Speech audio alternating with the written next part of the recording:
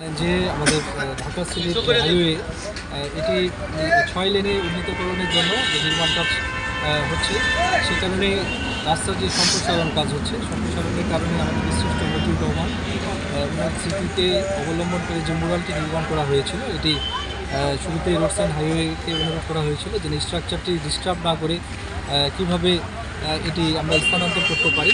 Engineer মহোদয়গণ অনেক চেষ্টা করেছেন, দীর্ঘক্ষণ চেষ্টা করার পরেও এটি যেহেতু পুরো স্ট্রাকচারটি স্থানান্তর করা সম্ভব হয়নি, পরবর্তীতে আমাদের সিদ্ধান্ত জানানো হয় যে এটি অপসারণ করা জরুরি।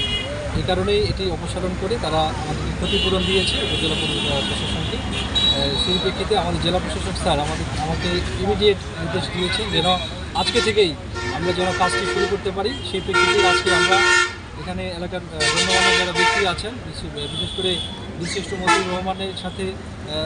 মতিউর রহমানের পরিবারবর্গের সাথে যার সদা সম্পৃক্ততা আছে, আমাদের শ্রদ্ধেয় মিলি আন্টির সাথে আমাদের advocate Yusuf Ali, deputy attorney general মহোদয়, এখানে সাবেক মুক্তিযোদ্ধা কমান্ডার নজরুল সাহেব সহ এলাকার গণ্যমান্য ব্যক্তিবর্গ এখানে উপস্থিত আছেন।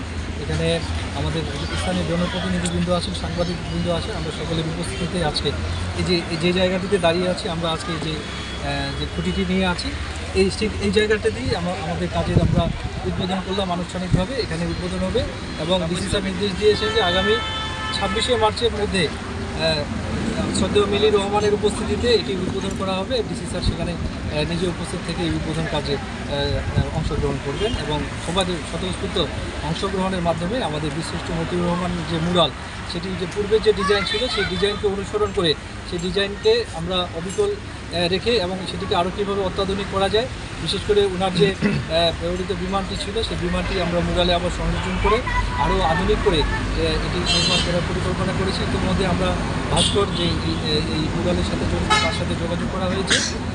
আমাদের কাজ আজকে থেকে শুরু হয়ে যাচ্ছে। আশা করি যে আমরা আগামী 26শে মার্চে এখানে এই মুরালটি শুভ উদ্বোধন করে এখানে ফুল দিয়ে আমরা এর আনুষ্ঠানিক যাত্রা শুরু করতে পারব। এর পাশাপাশি এই মুরালকে কেন্দ্র করে এখানে একটি চত্বর উপজেলা প্রশাসনের পক্ষ থেকে বিশিষ্ট মতিউর রহমান চত্বর হিসেবে এই এলাকাটিকে ঘোষণা করা হবে। ধন্যবাদ।